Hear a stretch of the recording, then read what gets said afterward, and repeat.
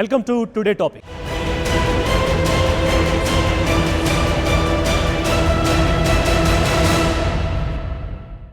రాజకీయ రంగంలో వారసులు సూపర్ సక్సెస్ సాధించడం కొత్త కాదు. రాజకీయ కుటుంబం అంటేనే ప్రజలకు బాగా తెలిసిన వారు అని అర్థం. అలాంటి వారిని పోటీకి దింపితే గెలిచే అవకాశాలు ఎక్కువని దాదాపు అన్ని పార్టీల నాయకులు భావిస్తుంటారు. ఈసారి కూడా చాలామంది రాజకీయ కుటుంబాల అభ్యర్థులు పోటీలో ఉన్నారు. వారిలో కొందరి పోటీ మాత్రం రాష్ట్ర వ్యాప్తంగా ఆసక్తి కలిగిస్తోంది.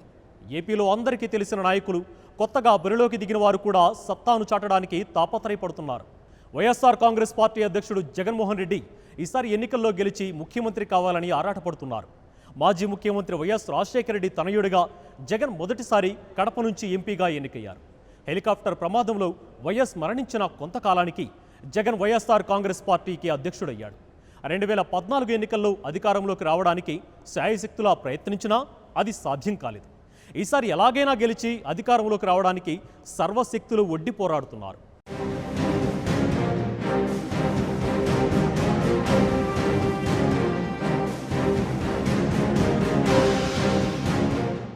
ఆంధ్రప్రదేశ్ ప్రతిపక్ష నాయకుడు జగన్ వైఎస్ రాజశేఖర రెడ్డి కుమారుడిగా రాజకీయ రంగ ప్రవేశం చేశారు.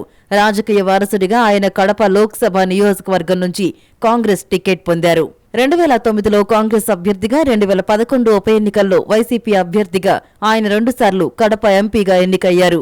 2014లో వైసీపీ అభ్యర్థిగా పులివెందుల నుంచి అసెంబ్లీకి ఎన్నికయ్యారు. ఆ ఎన్నికల్లో తన పార్టీని అధికారంలోకి తీసుకురావడానికి తీవ్రంగా శ్రమించారు. కానీ ఆ ఎన్నికల్లో బీజేపీతో పొత్తు పెట్టుకుని పోటీ చేసిన తెలుగుదేశం పార్టీ విజయం సాధించింది.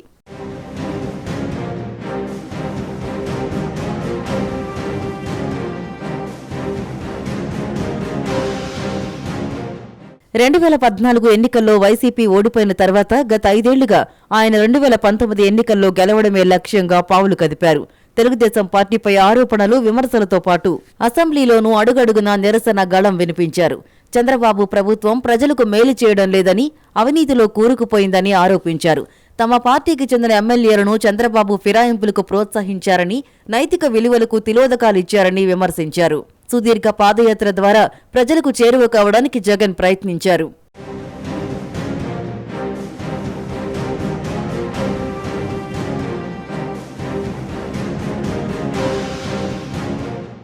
ఈసారి అధికారంలోకి రావడమే లక్ష్యంగా టీడీపీ నుంచి చాలా మంది నాయకుల్ని తమ పార్టీలోకి ఆహ్వానించారు. అధికార పార్టీ నుంచి నాయకులు, ప్రజాప్రతినిధులు తమ పార్టీలోకి వస్తున్నారంటే గెలిచేది తామే అనే మైండ్ గేమ్ మొదలుపెట్టారు. వారం క్రితం వరకు జగన్ లోటస్ పాండ్ నివాసం వైసీపీలో చేరేవారితో కలకలలాడింది. రాజకీయ నాయకులే కాకుండా సినీ నటులు, వ్యాపారులు కూడా ఆ పార్టీ తీర్థం పుచ్చుకున్నారు. కొన్ని సర్వేల నివేదికలు వైసీపీకి అనుకూలంగా రావడానికి కూడా ఆ పార్టీ నాయకులు ముమ్మరంగా ప్రచారం చేసుకుంటున్నారు.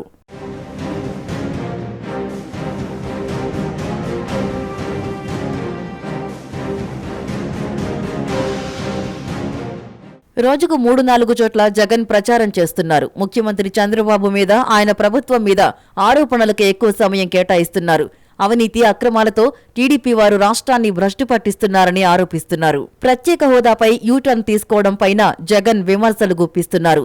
తామధికారంలోకి వస్తే చేయబోయే పనులు, ఇవ్వబోయే తాయిలాల గురించి కూడా జగన్ వివరిస్తున్నారు. ఆయన భారీగా హామీలు, తాయిలాలతో ఓటర్లను ప్రసన్నం చేసుకోవడానికి ప్రయత్నిస్తున్నారు. పులివెందుల నుంచి మరోసారి గెలవడం, ఈసారి ముఖ్యమంత్రిగా అధికారంలోకి రావడమే లక్ష్యంగా జగన్ అవిశ్రాంతంగా శ్రమిస్తున్నారు. ఈసారి ఆయన్ని ఓడించడానికి టీడీపీ నాయకులు సాయశక్తులా ప్రయత్నిస్తున్నారు. అందుకే ఈ నియోజకవర్గంలో పోటీ ఉత్కంఠ రేపుతోంది. మరోవైపు కేసీఆర్, మోదీల చేతిలో జగన్ పావుగా మారారంటూ చంద్రబాబు విమర్శల దాడి చేస్తున్నారు. ఈ విమర్శలకు వివరణ ఇచ్చుకుంటూ జగన్ ఎదురుదాడి చేస్తున్నారు.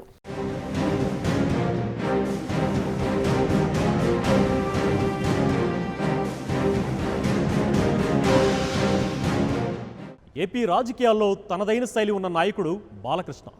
నందమూరి తారక రామారావు కుమారుడిగా, ముఖ్యమంత్రి చంద్రబాబు నాయుడుకి వియ్యంకుడిగా ఆయన మరోసారి హిందూపురం నుంచి పోటీ చేస్తున్నారు. గత ఎన్నికల్లో ఆయన రాజకీయ అరంగేట్రం చేసి తొలి విజయం అందుకున్నారు. మరోసారి ప్రజల తీర్పును కోరుతూ బరిలోకి దిగారు. సీఎం చంద్రబాబు తనయుడు, బాలకృష్ణ పెద్దలుడు అయిన లోకేష్ కూడా మొదటిసారి ప్రత్యక్ష ఎన్నికల్లో పోటీ చేస్తున్నారు. వీరి విజయ అవకాశాలు ఎలా ఉన్నాయనే దానిపై అందరిలోనూ ఆసక్తి నెలకొంది.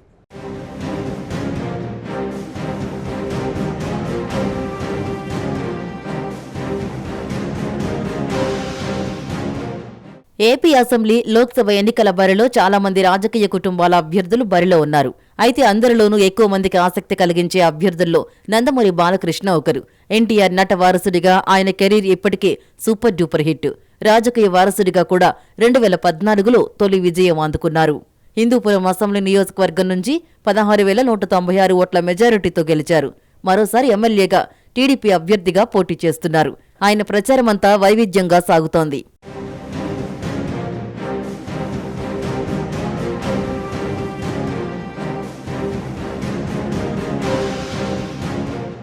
ఎమ్మెల్యేగా తాను గత 5 ఏళ్లలో నియోజకవర్గాన్ని చాలా అభివృద్ధి చేశానని బాలయ్య చెప్తున్నారు. ఇటీవల ఎన్టీఆర్ కథానాయకుడు, మహానాయకుడు సినిమాలో తన తండ్రి పాత్రలో నటించి మెప్పించారు. ఇదే నియోజకవర్గం నుంచి ఎన్టీఆర్ గతంలో వరుసగా 3 సార్లు విజయం సాధించారు. 1985, 1989, 1994 ఎన్నికల్లో ఎన్టీఆర్ ఘన విజయం సాధించారు. ఇప్పుడు అదే నియోజకవర్గంలో బాలయ్య రెండోసారి విజయం కోసం ఆరాటపడుతున్నారు. ఎమ్మెల్యేగానే కాకుండా ప్రఖ్యాత సినీ నటుడిగా ఆయన్ని చూడ్డానికి ప్రజలు ఉత్సాహంగా సభలకు తరలివస్తున్నారు.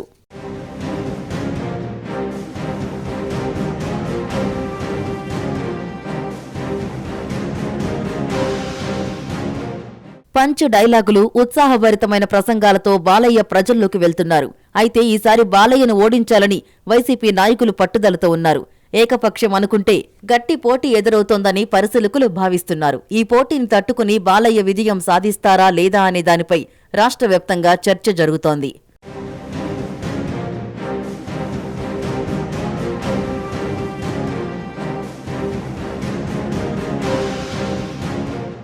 సీఎం చంద్రబాబు తనయుడు, బాలయ్య పెద్దల్లుడు నారా లోకేష్ తొలిసారిగా అసెంబ్లీకి పోటీ చేస్తున్నారు. రాజధాని అమరావతికి సమీపంలోని మంగళగిరి నుంచి ఆయన బరిలో ఉన్నారు. చంద్రబాబు వ్యూహాత్మకంగా లోకేష్ ను మంగళగిరి అభ్యర్థిగా ఖరారు చేశారు. మొదట భీమిలి లేదా విశాఖ ఉత్తర నియోజకవర్గం నుంచి లోకేష్ పోటీ చేస్తారని ప్రచారం జరిగింది. అయితే గత ఎన్నికల్లో టీడీపీ కేవలం 12 ఓట్ల స్వల్ప తేడాతో టీడీపీ మంగళగిరిలో ఓడిపోయింది. అక్కడ లోకేష్ ను పోటీకి దింపితే విజయం ఖాయమనే ఉద్దేశంతో చంద్రబాబు ఈ నిర్ణయం తీసుకున్నారు. లోకేష్ కొన్ని రోజులుగా ప్రచారంలో దూసుకుపోతున్నారు.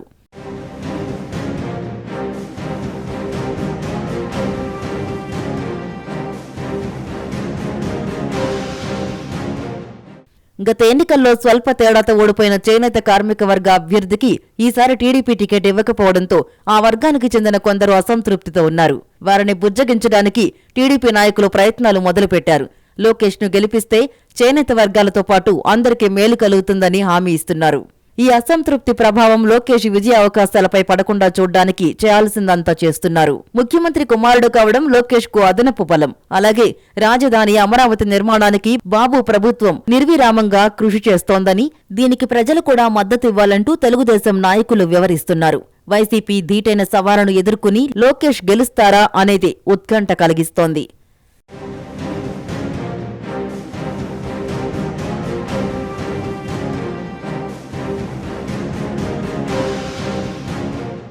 నందమూరి ఇంటి ఆడపడుచు దగ్గుబాటి పురంధరేశ్వరి బీజేపీ అభ్యర్థిగా విశాఖపట్నం లోక్సభ నియోజకవర్గం నుంచి పోటీ చేస్తున్నారు. గతంలో ఆమె ఇదే నియోజకవర్గం నుంచి కాంగ్రెస్ తరపున ప్రాతినిధ్యం వహించారు. కేంద్ర మంత్రిగా పనిచేశారు. ఆ తర్వాత బీజేపీలో చేరారు.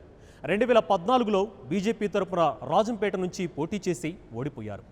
ఈసారి కమలనాథులో వ్యూహాత్మకంగా విశాఖ నుంచి పురంధరేశ్వరిని పోటీకి నిలిపారు.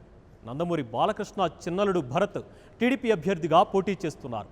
సిబిఐ మాజీ జాయింట్ డైరెక్టర్ లక్ష్మీనారాయణ ఇక్కడ జనసేన అభ్యర్థిగా పోటీ చేస్తున్నారు. దీంతో విశాఖ పోరు ఆసక్తికరంగా మారింది.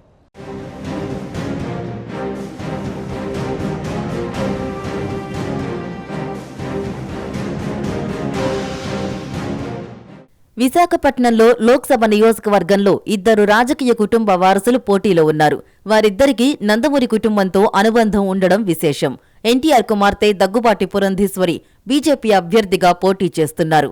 ఆమె తమ్ముడైన నందమూరి బాలకృష్ణ చిన్నల్లుడు భరత్ ఇక్కడ టీడీపీ అభ్యర్థిగా పోటీలో ఉన్నారు. దీంతో ఇది వీవీఐపీ నియోజకవర్గంగా మారింది.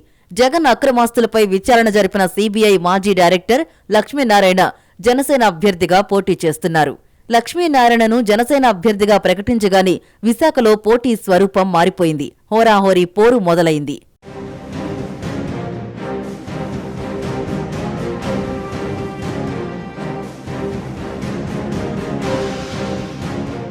పురంధేశ్వరి విశాఖ నుంచి పోటీ చేయడం ఇది రెండోసారి. 2009లో ఆమె కాంగ్రెస్ అభ్యర్థిగా పోటీ చేశారు. ఎన్టీఆర్ కుమార్తెగానే కాకుండా మంచి వాగ్దాటున్న నాయకురాలిగా అప్పట్లో ఆమెకు మంచి ప్రజాదరణ లభించింది. ఆ ఎన్నికల్లో ఆమె 66,686 ఓట్ల మెజారిటీతో విజయం సాధించారు. విశేషం ఏంటంటే 2009లో 3వ స్థానంలో నిలిచిన టీడీపీ అభ్యర్థి ఎంవీవీఎస్ మూర్తి మనవడే ఇప్పుడు పురంధేశ్వరితో పోటీ పడుతున్నారు. ఇది బీజేపీకి సిట్టింగ్ సీటు. అందుకే కమలనాథులు ప్రతిష్టాత్మకంగా తీసుకుని పనిచేస్తున్నారు. గత ఎన్నికల్లో బీజేపీ 2 ఎంపీ సీట్లను గెలవగా ఈసారి విశాఖలో ఎలాగైనా గెలవాలనే లక్ష్యంతో ఆ పార్టీ నాయకులు సర్వశక్తులు ఒడ్డుతున్నారు. నందమూరి ఆడపడుచుగా గతంలో విశాఖ ఎంపీగా కేంద్ర మంత్రిగా చురుగ్గా పనిచేయడం, మంచి వాగ్దాటి పురంధేశ్వరికి కలిసొచ్చే అంశాలు. బీజేపీ క్యాడర్ పూర్తి స్థాయిలో పనిచేయడం మరో ప్లస్ పాయింట్. దీంతో ఆమె ప్రచారంలో దూసుకుపోతున్నారు.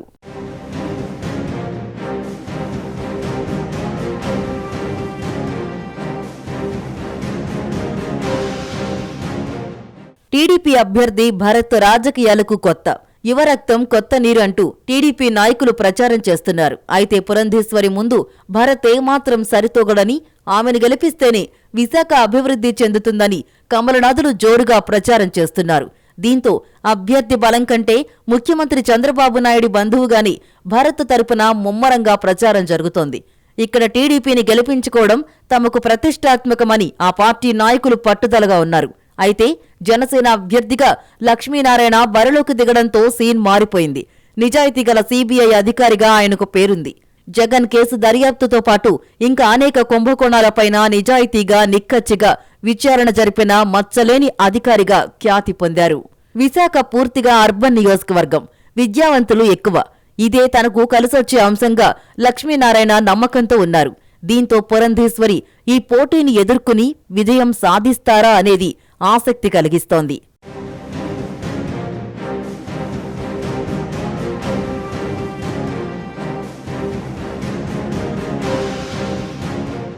తెలుగుదేశం పార్టీ తరపున 2014 ఎంపీలుగా ఎన్నికైన వారిలో 2 యువ నాయకులు అందరి దృష్టిని ఆకర్షించారు.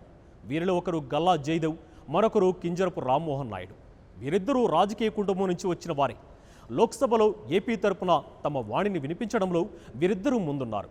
బీజేపీతో టీడీపీ తెగదింపులు చేసుకున్న తర్వాత మోదీ ప్రభుత్వంపై నిప్పులు చెరగడంలోనూ వీరే పార్లమెంటరీ పార్టీని ముందుకు నడిపించారు.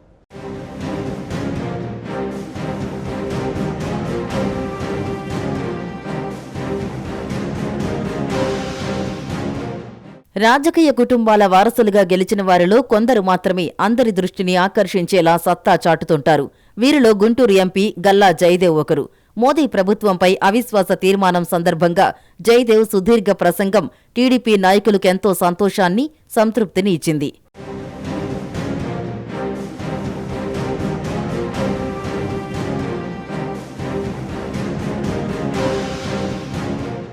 మిస్టర్ ప్రైమ్ మినిస్టర్ అంటూ ఏపీకి రావాల్సినవి, ఇవ్వాల్సినవి వాటి వివరాలను గణాంకాలతో ఆయన సభ ముందుంచారు.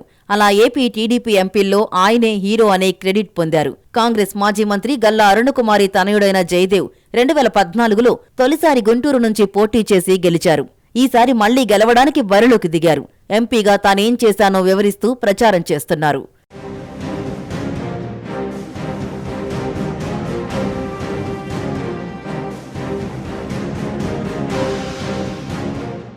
సంపన్న పారిశ్రామిక కుటుంబం నుంచి వచ్చిన వ్యక్తి కావడంతో ఆర్థిక వనరులకు లోటు లేదు. ఆయన ప్రచారం కూడా ఆర్భాటంగా సాగుతోంది. అడుగడుగునా భారీతనం ఉట్టిపడుతోంది. పెద్ద ఎత్తున క్యాడర్ను సమీకరించి ఆయన ఎన్నికల ప్రచారాన్ని కొనసాగిస్తున్నారు. లోక్సభలో తెలుగు వాణిని బలంగా వినిపించడానికి తనను మరోసారి గెలిపించాలని ప్రజల్ని కోరుతున్నారు. ఈ ఎన్నికల ప్రచారం కోసం ఆయన చాలా ముందు నుంచే ఏర్పాట్లు చేసుకున్నారు. సిట్టింగ్ ఎంపీ కావడంతో టికెట్ వస్తుందా రాదా అనే టెన్షన్ లేకుండా సన్నాహాలు చేసుకున్నారు. మరోసారి టికెట్కు హామీ ఉండడంతో షెడ్యూల్ రాకముందు నుంచే ఆయన ఎన్నికల ప్రచారం మొదలుపెట్టారు. అయితే వైసీపీతో పాటు ఈసారి జనసేన బరిలో ఉండడం జయదేవ్కు సవాల్గా మారింది.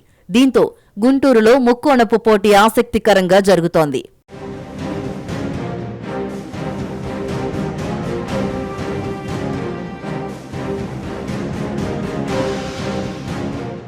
కేంద్ర మాజీ మంత్రి టీడీపీ సీనియర్ నాయకుడు కింజరాపు ఎర్రన్నాయుడు కుమారుడు రామ్మోహన్ నాయుడు శ్రీకాకుళం ఎంపీగా లోక్సభలో చురుకైన సభ్యుడిగా ప్రాచుర్యం పొందారు. మరోసారి శ్రీకాకుళం నుంచి లోక్సభకు వెళ్లడానికి బరిలోకి దిగారు. తెలుగుదేశం పార్టీ తరపున లోక్సభలో చురుగ్గా అనర్గళంగా మాట్లాడిన ఎంపీల్లో ఈయనొకరు. యువ ఎంపీగా రాష్ట్రానికి సంబంధించిన అంశాలను సభలో బలంగా ప్రస్తావించిన వ్యక్తిగా ప్రత్యేక గుర్తింపు పొందారు. లోక్సభలో చర్చ సందర్భంగా అనేక సందర్భాల్లో ఆయన ప్రసంగాలు ఇతర పార్టీల వారి ప్రశంసలు కూడా పొందాయి.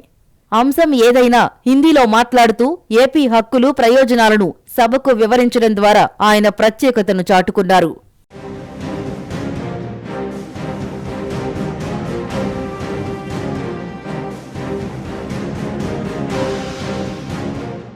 రెండు 2014 ఎన్నికల్లో పరిస్థితి వేరు. అప్పట్లో ప్రధానంగా వైసీపీతోనే పోటీ ఉండేది.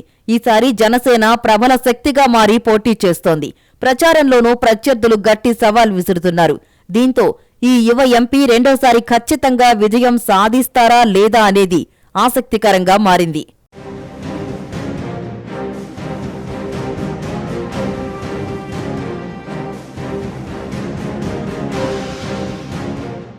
ఈసారి ఎన్నికలు హోరాహోరీగా జరుగుతున్న తీరు కురుక్షేత్రాన్ని తలపిస్తోంది. టీడీపీ, వైసీపీల మధ్య ప్రధాన పోటీ ఉంటుంది. ఏదో ఒకటి గెలుస్తుందని కొంతకాలం క్రితం వరకు చాలామంది భావించారు. ఇప్పుడు సీన్ మారింది. జనసేన బలమైన రాజకీయ శక్తిగా మారి ప్రత్యర్థులకు సవాల్ విసురుతోంది. జనసేనాని పవన్ కళ్యాణ్ ఇమేజ్తో పాటు అన్ని వర్గాలకు చేరువ కావడానికి ప్రయత్నించడం ద్వారా జనసేన ఈ ఎన్నికలను ముక్కోణపు పోటీగా మార్చింది. చంద్రబాబు, జగన్లకు పవన్ కళ్యాణ్ సవాలుగా మారారు. ఆయన ఇమేజ్ని ఎదుర్కోవడానికి టీడీపీ, వైసీపీలు చాలా కష్టపడాల్సి వస్తోంది.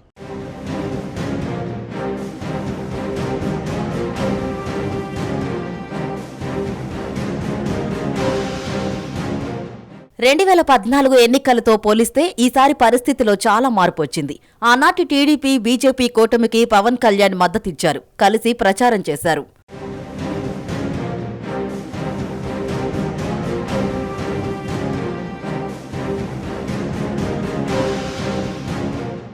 ఈసారి పవన్ ఓ ప్రధాన ప్రత్యర్థిగా చంద్రబాబుకు, జగన్కు సవాల్ విసురుతున్నారు.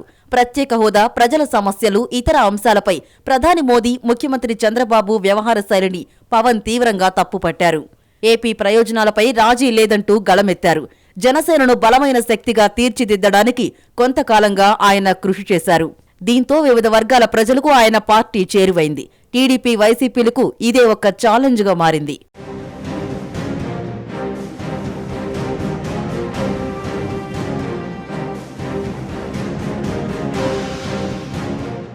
ఏపీ రాజకీయాల్లో దూసుకొచ్చిన జనసేనను దృష్టిలో ఉంచుకుని ప్రత్యర్థుల వ్యూహాలను మార్చుకోవాల్సి వచ్చింది. అంతేకాదు, ఈసారి ముఖ్యమంత్రి చంద్రబాబు నాయుడు ప్రచారం ఉధృతంగా సాగుతోంది. రోజుకు 3-4 సభల్లో ఆయన మాట్లాడుతున్నారు. వీలైనన్ని ఎక్కువ నియోజకవర్గాల్లో ప్రచారం చేయడానికి ప్రయత్నిస్తున్నారు. వైసీపీతో పాటు జనసేనను టార్గెట్ చేస్తున్నారు.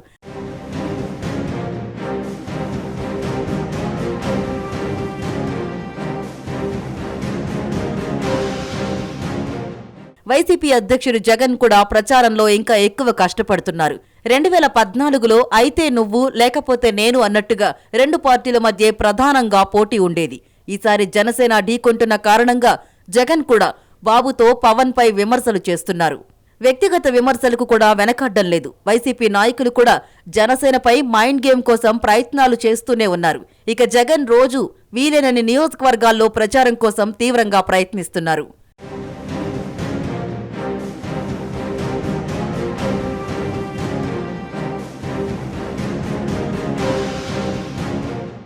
వివాదాలకు బదులు విధానాలే బలంగా ప్రబల రాజకీయ శక్తిగా ఎదిగిన జనసేన సరికొత్త ఒరవడితో ప్రచారం చేస్తోంది.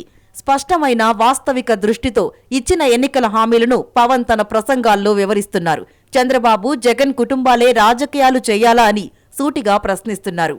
బాబు సర్కార్ వైఫల్యాలను నిలదీస్తున్నారు. జగన్ వైఖరిని, ఆయన వ్యవహార శైలిని కూడా నిశితంగానే విమర్శిస్తున్నారు. పవన్ పై కురుస్తున్న పూల వర్షం, ప్రజలు కురిపిస్తున్న అభిమాన వర్షంతో జనసేన ప్రచారం మహోధృతంగా సాగుతోంది. రాజకీయ ప్రత్యర్థులకు దడ పుట్టిస్తోంది.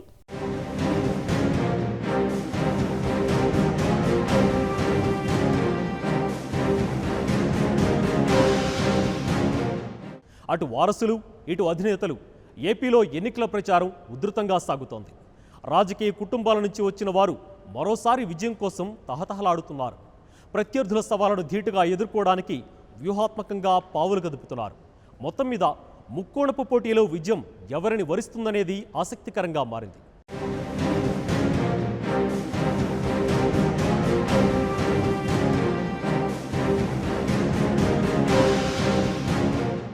ఇది టుడే టాపిక్. మరో టాపిక్తో మళ్ళీ కలుద్దాం. నమస్తే. For more updates, please subscribe 99 TV Telugu.